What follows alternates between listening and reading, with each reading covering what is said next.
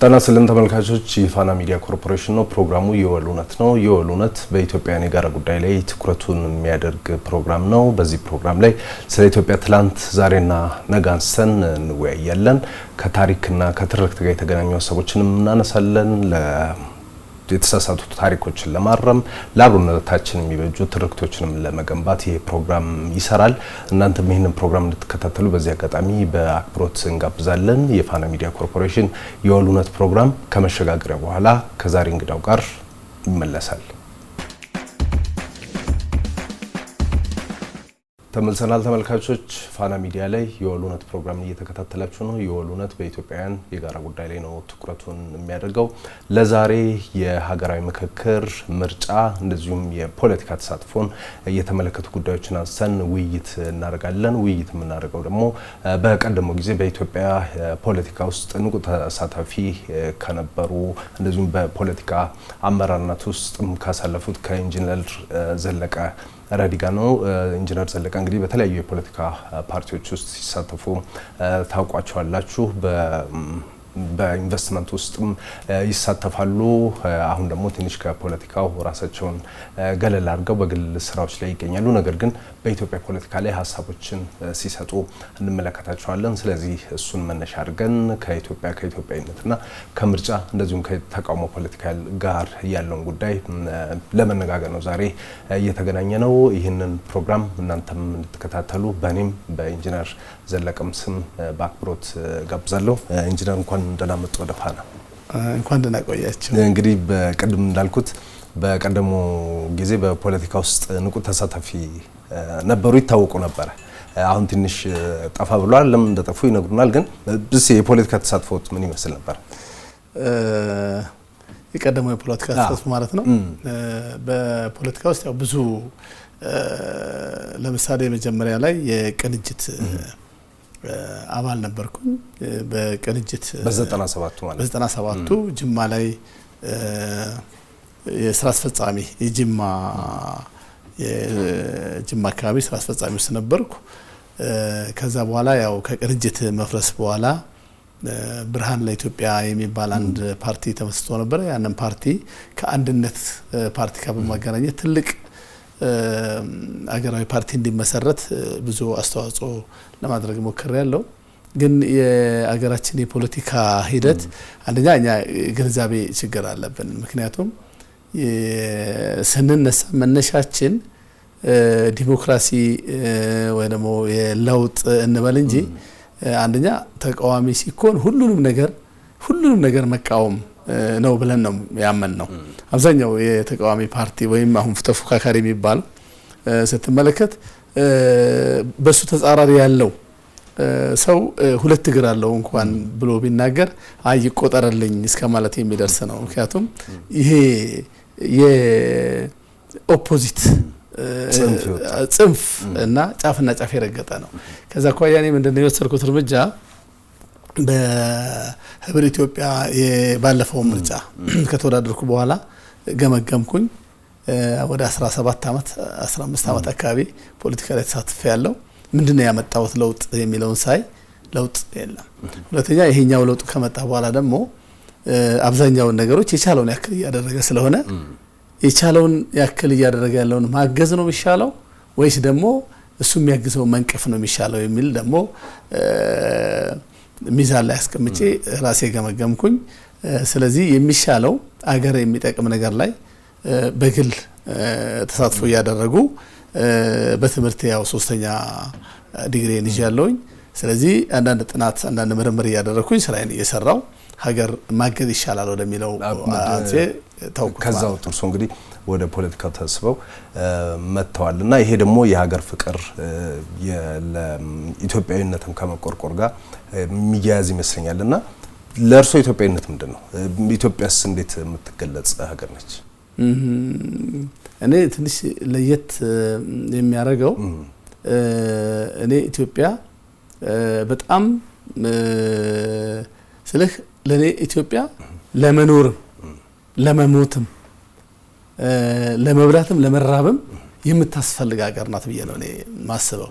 ለምሳሌ አንድ ሰው ብዙዎች ለምሳሌ አሁን ስደት ይሄዳሉ። ስደት ሀገር ሲሞቱ ለመቀበር ግን እዚህ ነው የሚመጡት። ምክንያቱም የመቀበር እንኳን የመቀበሪያ ቦታ ማግኘት እንኳን አገር ታስፈልጋለች ማለት ነው። ስለዚህ ኢትዮጵያ ለአንድ ዜጋ ሁሉ ነገር ሆነች። አሁን ብዙ ጊዜ እኛ እንትን የምንለው ከኢትዮጵያ ጥቅም ብቻ ስለምንፈልግ ነው። ምን አድርጋልናለች እንላለን፣ ግን እኛ ምን አድርገናል የሚል ደግሞ አብረን አናይም። የብዙ ዓለም ሀገራት ያደጉት ዜጎች ዋጋ ከፍለው ነው። አገር ልታደግ ስትል ያንን ተርኒንግ ፖይንት የምንለው ላይ ያሉ ዜጎች ይጎዳሉ፣ ይራባሉ፣ ሊጠሙ ይችላሉ፣ ሊሰደዱ ይችላሉ፣ ከስራ ሊፈናቀሉ ይችላሉ። ምክንያቱም አገር ልታደግ ስትል ያ እንግዲህ ምንድነው ለልጆቻቸው እያስቀመጡ የሚያስቀምጡት ነገር አለ ማለት ነው። ለምሳሌ ጣሊያን ከዚህ ሀገር ሊወጣ ሲል ያኔ የአድዋ ድል ጊዜ ብዙ አባቶች መስዋዕት ከፍለዋል። የነሱ መስዋዕት መክፈል በወቅቱ ለኛ ነፃነት ነው ማለት ነው። እነሱ መስዋዕትነት ባይከፍሉ እኛ ነፃ አልነበርንም ማለት ነው። እኛ ብቻ ሳይሆን ብዙ ጥቁር አፍሪካውያን ብዙ ጥቁር ህዝቦች ነፃ አይወጡም ነበር ማለት ነው። እና ስለዚህ ኢትዮጵያ ማለት ለአንድ ዜጋ ሁሉ ነገር ማለት ነው። እንግዲህ የኢትዮጵያ ሀገራችን በብዙ መልኩ በነፃነት ተጠብቃ ብዙ መስዋዕትነት የከፈሉ ልጆችም አሏት።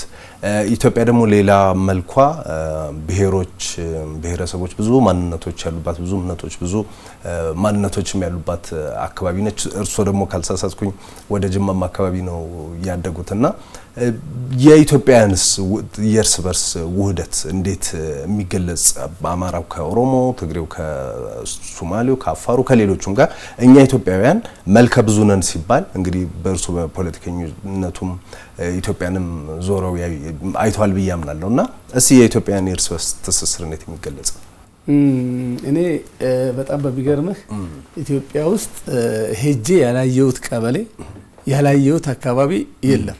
ከሶማሌ እስከ ጋምቤላ፣ ከጋምቤላ እስከ ቤኒሻንጉል፣ ከቤኒሻንጉል እስከ አፋር፣ እስከ ትግራይ ጠረፍ ድረስ ጎንደር፣ ሁሉንም ኦሮሚያንም ዞር ያለው ኢትዮጵያ መካከል ያለው ልዩነት የቋንቋ ብቻ ነው። የትኛውም የገጠር ክፍል ሄደህ ውሃ ብትለምን በምልክት ውሃ ማለት ሌላ ቦታ አንድ ቦታ ላይ ሌላ ስም ይኖረዋል፣ አንዱ ሌላ ስም ይኖረዋል። አንተ በምልክት ውሃ ብለህ ከጠየቅ ብዙ ማህበረሰብ እንጀራና ወተት ይሰጣል። ሁሉም ነው የምነግርህ፣ በተለይ የገጠሩ ክፍል። ስለዚህ ኢትዮጵያውያን በመከባበር ሰው በመውደድ እንግዳ በማክበር ፈጣሪን በመፍራት ተመሳሳይነት ያለን።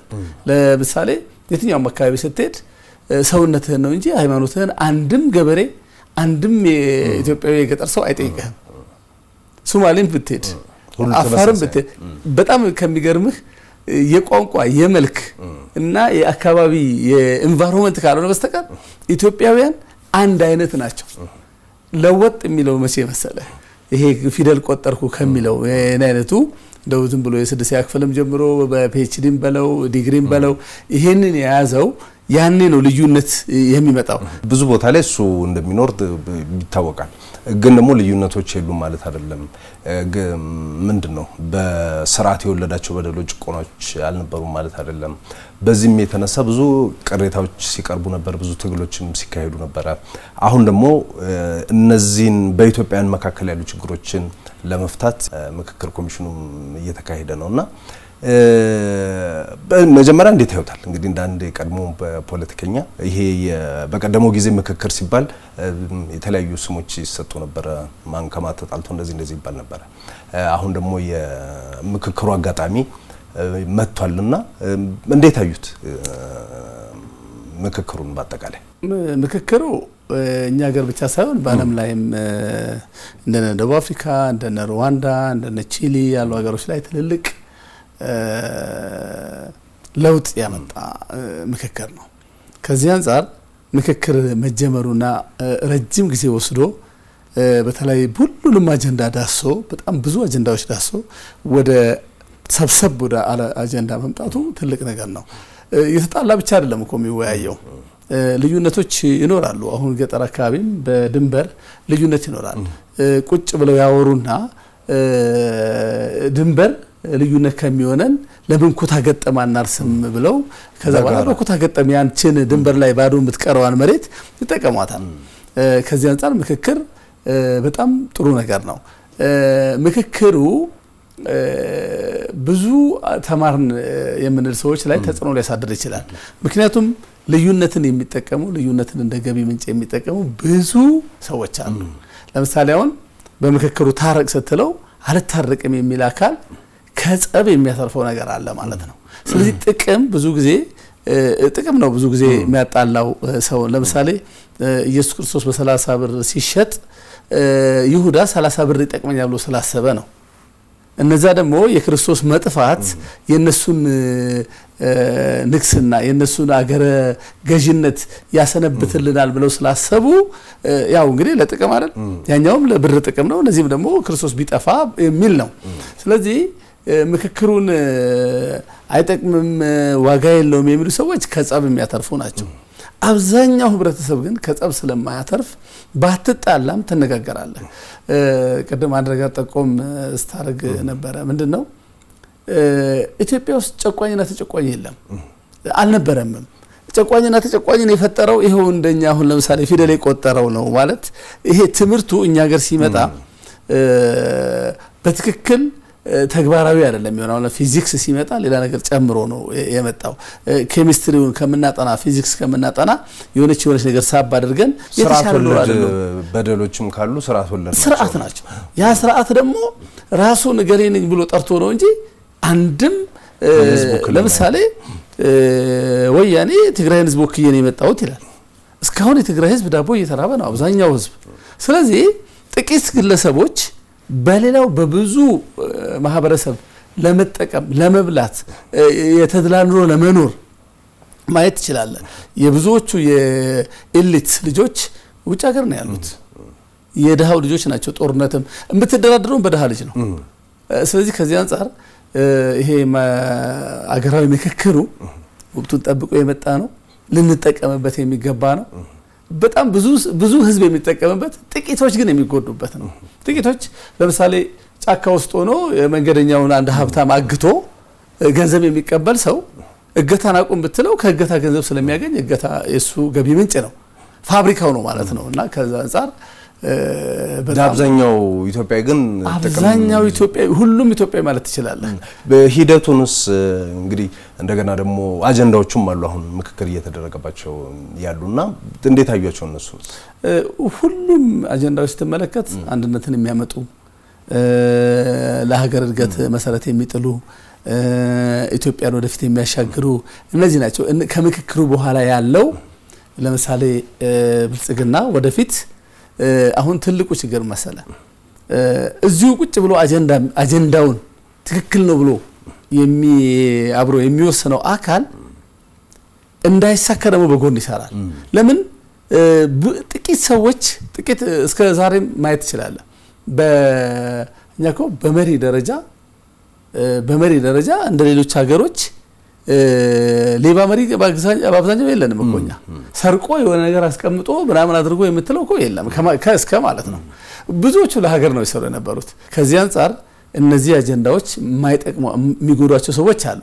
ስለዚህ በጣም አደገኛ የሚሆነው ከፊት ለፊት ስትመለከተው አጀንዳዎቹን የሚደግፍ አገር እንድታደግ የሚያደርግ፣ ጀርባውን ስትመለከተው ግን ይሄን አጀንዳ እንዳይሳካ ስራ የሚሰራ ደግሞ ማአት አለ። እንግዲህ ያንን ላይ ይሄ አሁን በጭንቅላት ላይ በመስራት ነው የሚለወጠው። ተደጋጋሚ ትምህርቶችን በመስጠት የሌላ አገር ተሞክሮች እንዲያገኙ በማድረግ ከኛ በታች የነበሩ ኮሪያ እኛ አዲስ አበባ ያለችን ኮሪያ ሲኦል ሳር ቤት ነበር ያለው 50 ዓመት ምናምን ከኛ አዲስ አበባ ሐረር ነበረን ያንኛ ድሬዳዋ ነበረን ትልልቅ። ግን እነሱ ቀድመው ሄደዋል። ለምን ቀደሙን ብለህ እልህ እንዲይዝህ ተተኪውን ትውልድ በደንብ ትልልቆቹም መማር አለባቸው። አብዛኞቻችን መማር አለብን። ምንድነው አሁን እኛ ሰርተን ያለፍነው ምንድነው ምን አስቀመጥን ምንድነው ያሻገር ነው የሚል ነገሮችን እንትን ማለትና ለልጆቻችን ላይ ምንድነው የሰራ ነው የሚለውን ትልቆቹ ላይ መስራት፣ ወጣቱ ላይ ደግሞ በደንብ መስራት ያስፈልጋል። በአንድ ደግሞ ብዙ ችግሮች የመጡት ትርክቶች ናቸው። እኛ ሀገር እንደሚያውቁት በህዝቦች መካከል ክፍተቶችን ለመፍጠር የተለያዩ የኢትዮጵያ ታሪካዊ ጠላቶችም ስርዓቶችም የሰሯቸው ስራዎች አሉ። ይሄኛው ህዝብ ያኛው ህዝብ አንዱን ጨቋኝ አንዱን ተበዳይ አንዱን በዳይ አድርጎ የማቅረብ ነገሮች በስፋት ሲሰሩ ነበርና አሁን እነሱን በመቅረፍ ረገድ ይሄ ምክክሩም የሚሰራው ስራ አለ።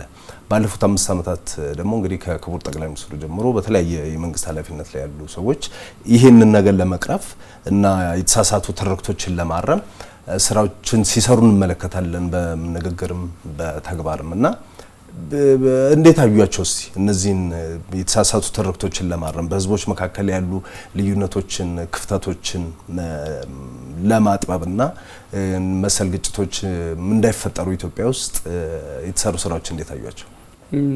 በጣም አንደኛ ያለፈውን ነገር ማስተካከል ስለማንችል ወደፊት እንሄድ የሚለው አንድ በጣም ትልቅ አሁን ጠቅላይ ሚኒስትሩ ብዙ ጊዜ የሚናገሩት ያለፈውን ስለማናስተካክለው ትክክል ነው። አሁን ቅድም እኛ በር ስንገባ ያለውን ነገር ወደኋላ ተመልሰን አናስተካክልም። እንደገና ወደፊት ነው ብናስተካክልም የነገው ነው ብናስተካክለው ያ ትክክል ነው። ሁለተኛ ብዙዎቹ ትርክቶች በውሸት የተፈጠሩ ናቸው።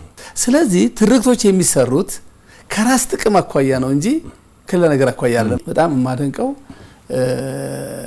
በተለይ እውነቴን ነው መነግርህ የጠቅላይ ሚኒስትሩ አንድም ቀን ከመላሳቸው ኢትዮጵያ የምትል ጠፍታ ታውቃለች።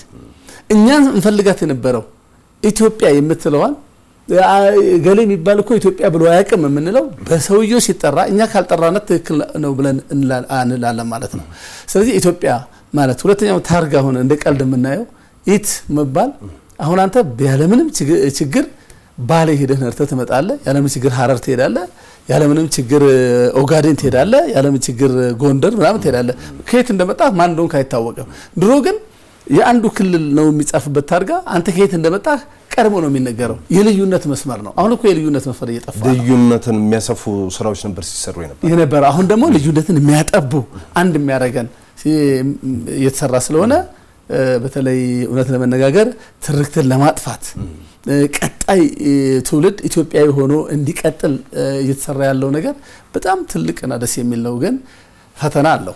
ወርቅም ቢሆን ጣት ላይ ከመግባቱ ወይ ካፈር ወጥቶ ከዛ በእሳት ቀልጦ ነው ወይ ቀለበት ወይ ሀብል የምታረገው።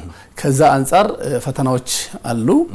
ግን አሁን እየተሄደበት ያለው ነገር በጣም የሚደነቅ እንግዲህ ኢትዮጵያ ደግሞ ሌላው የሚቆጭም ነገር አለን። እርሶ ገጠሩንም ቅድም እንደተጠቀሱት ኢትዮጵያን ዞሮ ስላዩ ኢትዮጵያ ሁሉ የተፈጥሮ ሀብት አላት።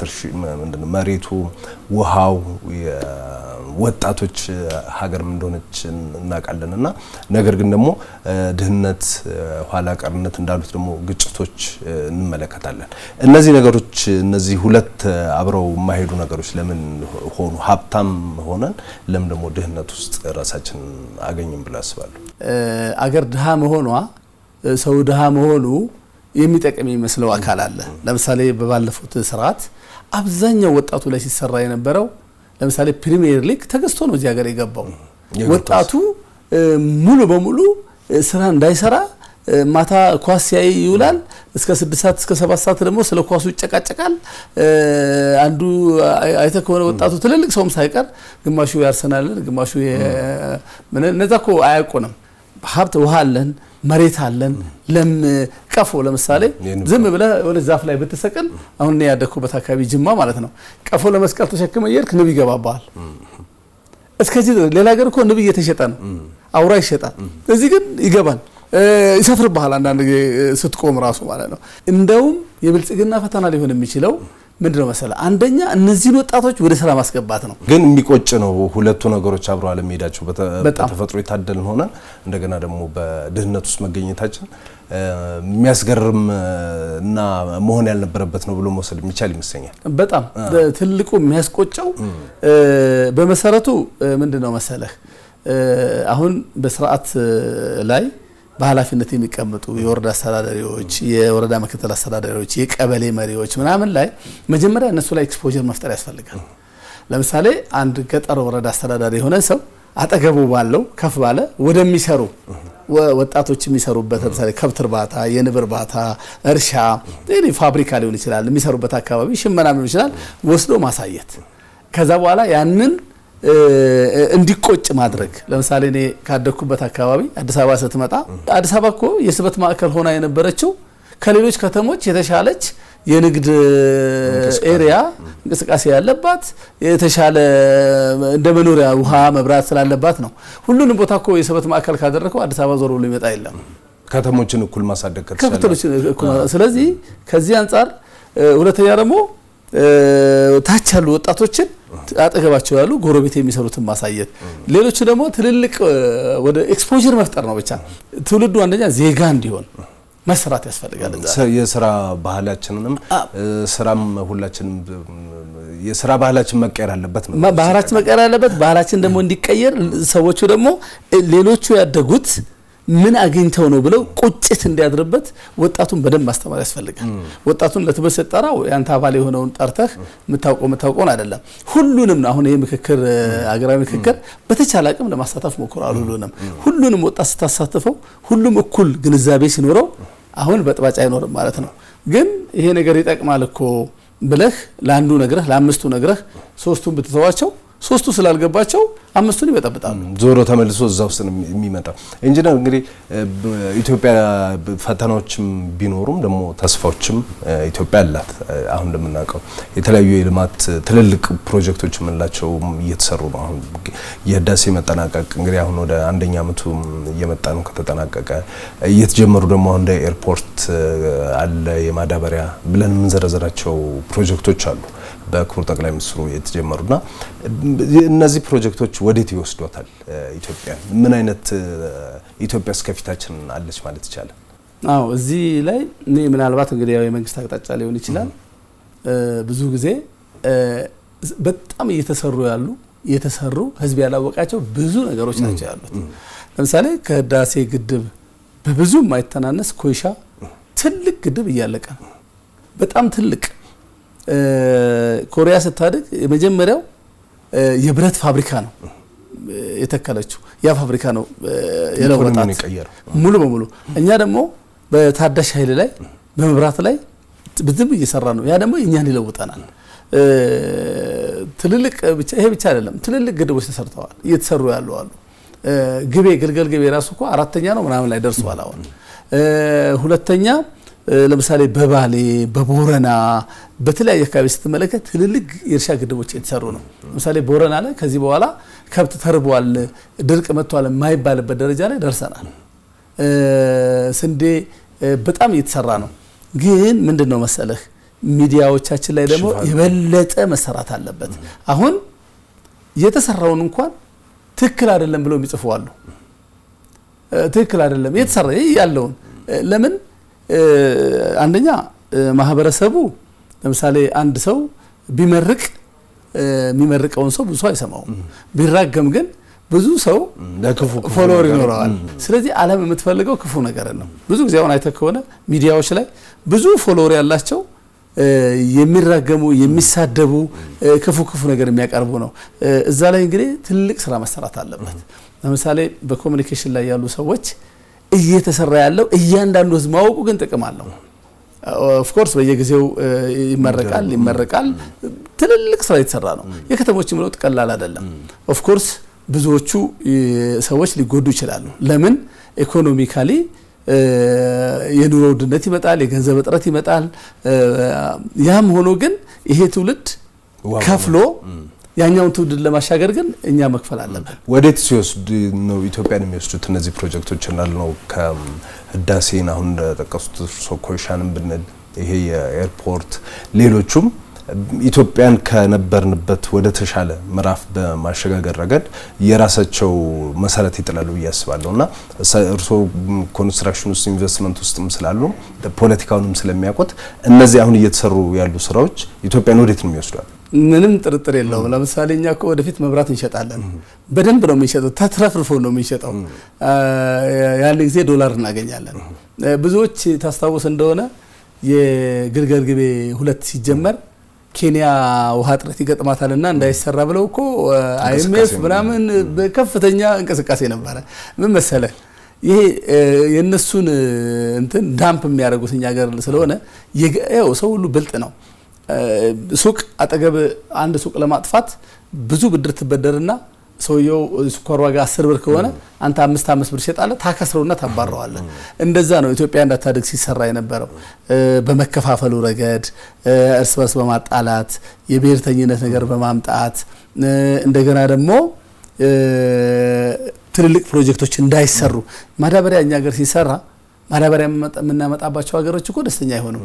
ምክንያቱም እኛ ነበር አንድ እንትናቸው አዎ ብዙዎች አሁን ለምሳሌ መጠጥ አቁሙ ወጣቱ ሲባል ብዙ ፋብሪካዎች እኮ ደስተኛ አይሆኑም። ለምን ወጣቱ ነው እኮ ይሄ ብቅል የሚያበቅሉት ቢራ ፋብሪካ የሚያስፋፉት የሚጠጣ ከሌለ እኮ ሊጠፉ ነው። ስለዚህ በተቻለ አቅም አጠጡ የሚለውን ይቃወማሉ ማለት ነው። ከዚህ አንፃር ኢትዮጵያ አሁን ስንዴ አምርተናል ሲባል ይሳልቃሉ አይደል? እውነት ለመነጋገር እንደው አንተ አሁን ይሄ ጋዜጣው ሌላውም ሰው ሄዶ እስኪ ከአዳማ ተነስቶ እስከ ባሌ ይሄድ አይነ እስኪ ደክም ድረስ ነው ስንዴ የምታየው።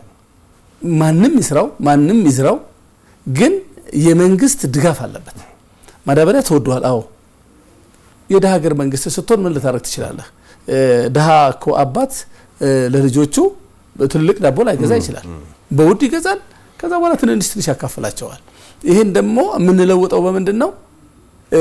የተሻለ አቅም ልህ ኖሮን ያለንን ነገር ተጠቅመን ስራ መስራት ስንችል ነው። ስለዚህ ትውልዱ ላይ ሰርተህ ማስተካከል እስከቻልክ ድረስ ይሄ አሁን የምትለው ነገር ኢትዮጵያን አስፈንጥሮ ነው የሚያሻግራት። ተስፋ ሰጪ ነገሮች ምንም አትጠራጠር። ቀደም ያነሱት ነገር ደግሞ ነበር አንድ ኢትዮጵያ ወደፊት እንዳትሄድ ብዙ ታሪካዊ ጠላቶች እንዳሉ ይታወቃል። በአባይም በቀይ ባህር ላይ የሚኖረንን የበላይነት ወይም ደግሞ እዛ ላይ ኢትዮጵያ ጎልታ እንዳትወጣ የሚሰሩ ስራዎች አሉ። ግብጽም ብናይ ራሱ ኤርትራንም ብናይ አሁንም በሀገራችን ውስጥ ያሉ ግጭቶችን ስፖንሰር በማድረግ ረገድ የሚሰሯቸው ስራዎች አሉና ኢትዮጵያ ውስጥ ላሉ እንግዲህ ትላንትም ለነበሩ ዛሬም ላሉ ግጭቶች የኢትዮጵያ ታሪካዊ ጠላቶች ምን አይነት አስተዋጽኦ አድርገዋል ብለው ያስባሉ? አንዱ። ሁለተኛ ነገር ደግሞ ኢትዮጵያ የጀመረቻቸው መልካም ነገሮች ሁሉ እንዳይሳኩ ጥላሸት ሲቀቡና ያለን አሁን ምክክሩ ላይ ተመሳሳይ ነገር ሲያደርጉና ያለን ከዚህ በፊት የነበሩ ምርጫ ላይ እንደዚህ ይሰራሉና ምን ማወቅ አለብን እኛ ኢትዮጵያውያን የኢትዮጵያ ታሪካዊ ጠላቶች እኛን ምን ማድረግ ነው የሚፈልጉት ብለው ነው የሚያስቡት? ታሪካዊ ጠላቶች አብዛኛውን ጊዜ በራሱ እኛ ሀገር ባሉ ተቋማት ገንዘብ ይልካሉ። እኛ ሀገር ባሉ ተቋማት ድጋፍ ያደርጋሉ። አንዳንድ ተቋማት ደግሞ እነዚያ ጠላቶች የሚያስፈልጋቸው ነገር ያቀርባሉ። የሚያቀርቡት ለምሳሌ እኔ አንተ የምትፈልገው አንተ ጠላት ትሆን ትችላለህ ወይ ደግሞ ሰንበዲ ጠላት ነው የሚፈልገው እኔ እናንተ ከአቅማችን በላይ ተሸክመን እንሄዳለን። ወደዛ እንሄድና ሰተነው ነው የምንመለሰው። ያ የኢትዮጵያን አለመረጋጋት ሰፋ ያደርገዋል። ስለዚህ መንግስት ተቋሙ ቢፈትሽ ሁሉንም ተቋም እኔ ይሄ ኤክስ ዋይ ዘድ ሳይል ተቋማት በተለይ ትልልቅ ተቋማት ቢፈተሹ ጥሩ ነው። ለምን ሎጂስቲክ ከሌለ ጠላት ምንም አያደርግም እዚህ ሀገር ላይ። አሁን አንዳንድ ቦታ ልንገር፣ አሁን ጅማ አካባቢ ጅማ ዞን ጫካ ውስጥ ምንም ጠላት የለም። አንድ ጊዜ መጣ አባረሩ። ከዛ በኋላ ማንም መግባት አይችልም። ለምን? ህብረተሰቡ ሎጂስቲክ አይሰጥም። ዋናው እኮ ሎጂስቲክ ነው። ውሃ የሚያቀብለው የሚበላው የሚጠጣው ካላገኘ የት ይቀመጣል ጠላት? ስለዚህ ሎጂስቲኩን የሚያመቻቹ አካላት ይኖራሉ። እሱን ደግሞ መንግስት በደንብ ማየት አለበት። ከዛ ውጪ ታሪካዊ ጠላት አሁን ስጋት ነው። አሁን ግብጽ ስጋት አለባት። ስጋት ብቻም አይደለም፣ አባይ ውሃ ብቻ አይደለም ይዞ ሄደ የነበረው አፈር ብቻም አይደለም፣ ሌላ ጥቅም አለ የቀረ። ሁሉ ጊዜ መጥባት የለመደ ጥጃ ስትይዘው ያጓራል። የገጠር ሰው ነው ይሄንን ወደሚገባው የከተማ ልጅ ከሆንክ ላይገባ ይችላልና መጥባት ከለመደ ጥጃው በጣም ነው የሚያጓራው። ስለዚህ አሁን የተለመደ ነገር አለ፣ የቀረ ነገር አለ። ስለዚህ ነው ብዙ ጊዜ ጠላት የተለያየ ነገር አድርጎ አሁን ግብጽ ያው ሁሉ ጊዜ ቋሚ ጠላት ቋሚ ወዳጅ አይኖርም፣ ስራ ትሰራለች። ግብጽ ግን ስጋትም አለባት። ኢትዮጵያ ብታድግ ውሃ ጣለው ትላለች። እውነት ለመነጋገር ኢትዮጵያ ምንም አድጋ ውሃን በፋብሪካ ወደ ሌላ ነገር መለወጥ እንኳን ብትችል አባይን ማቆም አይቻልም። ስለዚህ ያ ሊከሰት አይችልም። ሁለተኛ ደግሞ ዓለም አቀፍ ህግም አለ። ኢትዮጵያ የምትባል ደግሞ ህግ የሆነች ሀገር አለች። ፍላጎትም የላትም። ኢትዮጵያ ፍላጎት አይኖራትም። ኢትዮጵያ ብዙ ጊዜ ለጎረቤቶች የቆመች ሀገር ነች። ኢትዮጵያ ለጎረቤት ባትቆም ኖሮ አሁን የለችም ነበር እስካሁን። ለሶማሊያ ትቆማለች፣ ለሱዳን ትቆማለች፣ ለደቡብ አፍሪካ ትቆማለች። አብዛኛው ኢትዮጵያ ለተጨቆኑት የምትቆም ፍትሃዊ ሀገር ነች። ለዚህ ነው ነብዩ መሐመድ ሂዱ ፍትሃዊ መንግስት ያለባት ሀገር ብሎ ይሄ እኮ ቀላል እኮ አይደለም። እኛ ፍትሃዊ ነን እንትናችን። እነዚህ ታሪካዊ የሚባሉ ጠላቶችም ይሁኑ አሁን ህዋት መሳሪያ አለኝ ምናምን ብሎ እንትን ይላል። ማን ነው መሳሪያ የሚያቀርብለት ስትል አንደኛ ያው ኤርትራ ነች፣ በኤርትራ በኩል ያመጣው። ሁለተኛ ግብጽ በዛ በኩል ሰጣለች። የቀረውን ከየት ነው የሚያገኘው ደግሞ ስትል አንተ ደግሞ ካጠገብህ የሚያቀብል ይኖራል። ስለዚህ እሱም አብረህ መፈተሽና ማየት ያስፈልጋል። ኢንጂነር እንግዲህ የኢትዮጵያ ታሪካዊ ጠላቶች ቅድም እንዳሉት አንደኛው ግብጽ ማን ነው? ግብጽም ኤርትራም ኢትዮጵያ በአባይ እንዳትጠቀም ራሷን መቀየር እንዳትችል ነው ፍላጎታቸው። አሁን ደግሞ ሌላኛው ፍላጎታቸው ደግሞ የቀይ ባህር ኢትዮጵያ ወደዛ እንዳትሄድ የማድረግ ነውና እንደ አንድ ኢትዮጵያዊ አሁን ክቡር ጠቅላይ ሚኒስትሩ እንግዲህ ይህንን አጀንዳ ወደ ፊት ካመጡት በኋላ አሁን ብዙ ርቀት ሄዷል የኢትዮጵያ የባህር በር ጥያቄና የባህር በር ለኢትዮጵያ ምን ማለት ነው ብለን መግለጽ እንችላለን? በዚህ ጉዳይ ላይስ ኢትዮጵያን መሰባሰብ ይህንን ነገር ኡን ማድረግ የለብንም ወይ? እውነት ለመነጋገር እኔ አንዳንድ ጊዜ ጠቅላይ ሚኒስትሩን የምቃወምበት ርዕስ ስጡኝና ልቃወም እላቸዋለሁ። አንደኛ ኢትዮጵያ ነው የሚሉት፣ ሁለተኛ የባህር በር ጥያቄ በወያኔ ጊዜ አንዱ የመታገያ አጀንዳ ነበር። መንግስትን የምትቃወምበት መንግስት ልክ አይደለም የምትለው የባህር በር ነው። ግን ደግሞ የባህር በር ጥያቄ ደግሞ እንደ መንግስት ሲነሳ ተቃወባለ ነገር ፍለጋ ነው ብለ ደግሞ ተላላ ሲደግፉ የነበሩ ተፎካካሪ ይሄ ምንድነው ቅድም የነገርኩህ ነው። አንደኛ አጭር እይታ ነው። አጭር እይታ ማለት አሁን እኔ እስካለው ድረስ ገንዘብ ላገኝ አካውንቴ ውስጥ ገንዘብ ብር ይኖር የተለያየ ፎቆች ለስራ ቪኤት ልንዳ ምናምን ከዛ በኋላ እኔ ከሞትኩ ሰርዶ አይብቀል ያህያዋ ነገር ነው ይሄ። ከዚህ አንፃር ኢትዮጵያ ወደ ቀይ ባህር በር መግባቷ ባይቀርም ትገባለች፣ በሆነው መስበር ትገባለች። ኢትዮጵያ ቀይ ባህር በር ስትገባ ሀያል ነች እኮ ኢትዮጵያ።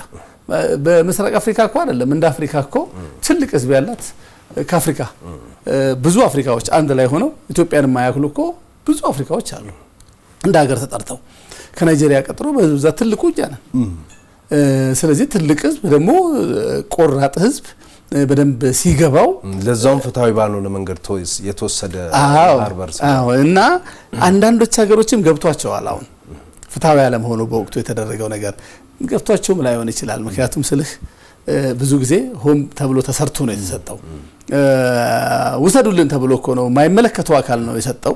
ስለዚህ የሚመለከተው አካል ሲጠይቅ ባለቤት ሲጠይቅ መመለስ ግዴታ ነው። በየትኛው መልኩ ይመለሳል? የቀይ ባህርን ቶሎ አለመፍታት ያለምን ቀውስ ወዳልተፈለገ ደረጃ ባጭር ጊዜ ውስጥ ነው የሚያደርሰው። ለምን ይሄ ሁሉ ህዝብ በር ተዘግቶበት ቁጭ ሊል አይችልም። የድመቷ ነገር ነው። በር ዘግተ ድመቷን ብትመታት ለመውጣት ታገላለች። መጨረሻ ላይ እኮ በር በከፍትላት አትወጣም። አንተ ነው የምትበላህ። ነብር ሆናለች፣ ተቀይራለች ማለት ነው። ከዛ አንፃር የባህር በር መንግስት ትክክለኛ ጥያቄ ነው ያነሳው። መንግስትን መደገፍ ያስፈልጋል። መንግስትን ማንደግፍ አካላት የማይደግፉ አካላት ምንድነው ከጀርባ ያለውን ደግሞ አይቶ እነሱን ደግሞ ላይ መስራት ያስፈልጋል። አሁን አሜሪካን ሀገር አውሮፓ ዲያስፖራዎች አሉ። መኖሪያቸው ኪሳቸው ገንዘባቸው ተቃውሞ የሆነ ካልተቃውሞ ገንዘብ ማያገኙ አሉ። ሁሉንም የሚቃወሙት እነሱ ትናንት የጠየቁትን ዛሬ ተነስተው ጠቅላይ ሚኒስትሩ እንደዚህ ለምሳሌ ጠቅላይ ሚኒስትሩ ተነስተው ቅድም እንዳልኩ ሰው እንደምታውቁት ሁለት እግር አለው ቢሉ ኖ ይቆጠር ጠቅላይ ሚኒስትሩ ልክ አይደለም የሚል ሰው ነው የተፈጠረው። እዚህ ላይ መስራት ያስፈልጋል። ጠቅላይ ሚኒስትሩ ወደፊት አንደኛ ካቢኔያቸው ላይ በደንብ መስራት ያስፈልጋቸዋል። ሁለተኛ ነው በደንብ ካቢኔውን እያስተማሩ ነው፣ እየለወጡ እያስተማሩ ነው። በጣም የሚገርምህ አይተሃል፣ አንዳንድ ሚዲያዎች ላይ የሚቀርቡ የሚናገሩት ነገር በሙሉ ትምህርት ነው። ይኸው እዚህ ጋር ስራ ይሰራሉ፣ እዚህ ጋር ያስተምራሉ። ስለዚህ ያን ትምህርት ደግሞ ተግባራዊ እንዲሆን አብዛኛው ዜጋ ማገዝ አለበት። በተለይ ደግሞ ሚዲያው ትልቅ ኃላፊነት አለበት። እንግዲህ ኢንጂነር እየጨረስን እንድንመጣ እርሱ የተቃውሞ ፖለቲካ ውስጥም ነበሩበት ብዙ ምርጫዎችንም ተሳትፏል ብዬ አስባለሁ። አሁን የሰባተኛውን ጠቅላላ ምርጫ እንዴት አዩት? አሁን ደግሞ በመጪው መስከረም እንግዲህ አዲስ መንግስት ይመሰረታልና ያ መንግስት እንግዲህ ምን ይጠበቅበታል? ምን ተስፋ አደርጋለሁ? ምርጫው በተመለከተ ምንም ይሁን ምርጫ መደረጉ ትክክል ነው። ብዙዎች ያው እኛ አፍሪካውያን ትንንሽ ስለሆኑ ምዕራባውያን ብዙ ጊዜ እኛ ነገር ምርጫ የአፍሪካ ምርጫ ይሳተፋሉ፣ ሲፈልጉ ደግሞ አንሳተፍም ይላሉ። እነሱ ግን አንድ ቀን ጋብዘው ነው ያውቁ፣ በራሳቸው ነው የሚያደርጉት። እኛ እንደ ሞግዚት ሆነው ያሳድጉናል ማለት ነው።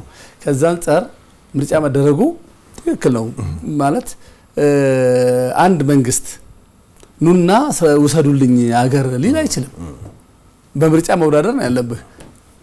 አንተ እዚህ ቦታ ላይ ሰላም የለምና አልወዳደርም ካልክ ሰላም መፍጠር ያለብህ አንተ ነህ። ምክንያቱም ያንን ሰላም የሚነሳውን ሰው ያንተ አካል አድርገህ እኮ እንደው መንግስትን እንዲፈራ ማድረግ የነበረብህ አንተ ነህ። ከዛ አንፃር መንግስት በራሱ ሄዶ ምርጫ ማካሄዱ ትክክል ነው። ግን መንግስት ካቢኔ ሲመሰርት ፈተናዎች አሉበት። ከመሰረተ በኋላም ፈተናዎች ይኖሩበታል። አንደኛ አብዛኛው ካቢኔ ቅንጡ ነገርን የለመደ ነው።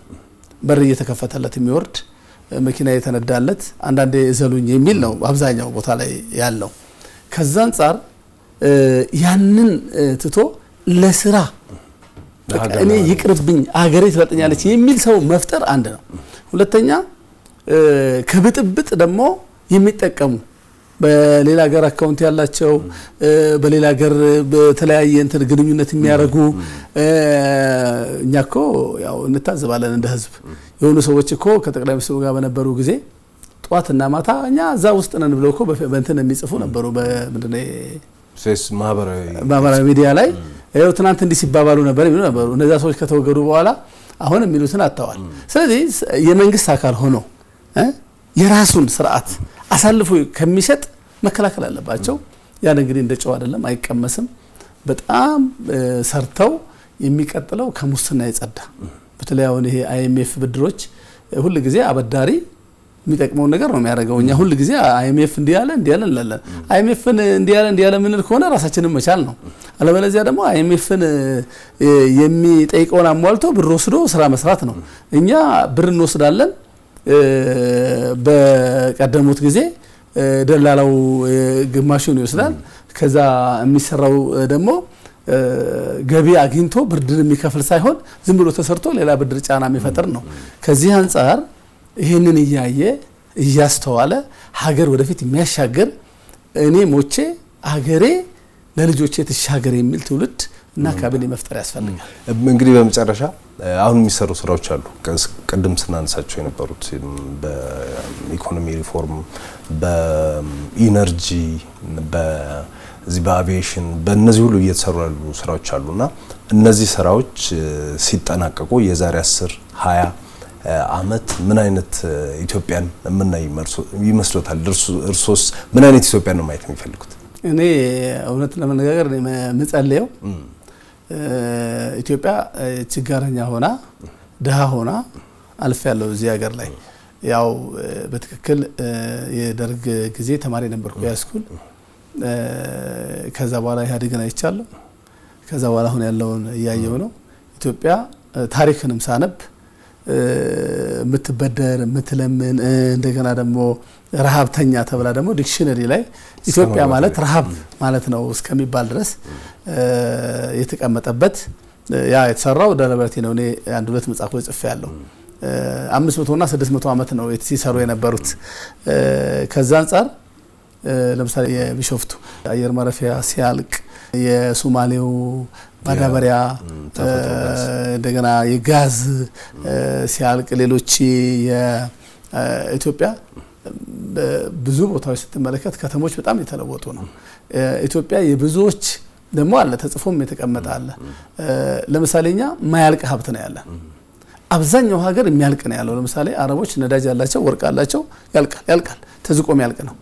እኛ ግን በጋ ያልቅም፣ ፍየል ያልቅም፣ ከብት አያልቅም፣ አህያና በቅሎ አያልቅም፣ ቡና አያልቅም። ምክንያቱም ጎንደረህ እንደገና ምናምን ነውና እኛ የማያልቅ ሀብት ያለን ሁሉ ጊዜ ሀብታም ሆነን የምንቀጥልነን። ስለዚህ እነዚህ የተጀመሩ ስራዎች ግድቦቹ፣ እርሻ ግድቦቹ፣ የመብራትና የኤነርጂ ካለቁ በኋላ ኢትዮጵያ በእርግጠኝነት ከነዚህ አሉ ከሚባሉ ታላላቅ ሀገሮች ተሰልፋ ወሳኝ ሀገር ትሆናለች የሚል እምነት አለኝ። ኢንጂነር በጣም የማመሰግነው ይህን የመሰለ ነገር ስላወራን፣ ሌላ ጊዜም ተገናኝተን እንደዚሁ ሀሳቦች እንደምንለዋወጥ ተስፋ አደርጋለሁ። ለዛሬ ግን ስለመጡ በጣም አመሰግናለሁ። እኔም እግዚአብሔር ይስጥልን በጣም አመሰግናለሁ። ምክንያቱም እንደ ያለ ቦታ ላይ መሳተፍ ትልቅ ነገር ነው። ስለጋበዝከኝ አመሰግናለሁ። እሺ እናመሰግናለን። ተመልካቾች እናንተንም እናመሰግናለን። ስትከታተሉ የነበረው በፋና ሚዲያ ኮርፖሬሽን ላይ የወል እውነት ፕሮግራም ነው። የወል እውነት በኢትዮጵያውያን የጋራ ጉዳይ ላይ ትኩረቱን ያደርጋል። ዛሬም ስለ ኢትዮጵያውያን የጋራ ጉዳይ መነሻ አድርገን ከቀድሞ ፖለቲከኛ ከኢንጂነር ዘለቀ ረዲ ጋር ይህንን የመሰለ ውይይት አድርገናል። አብራችሁን ስለነበራችሁ እናመሰግናለን። እስጢፋኖስ አበራ ነኝ። የፋና ሚዲያ ኮርፖሬሽን የወል እውነት ፕሮግራም በሚቀጥለው ሳምንት እንደዚሁ በሌላ ሀሳብ ከሌላ እንግዳ ጋር ይመለሳል።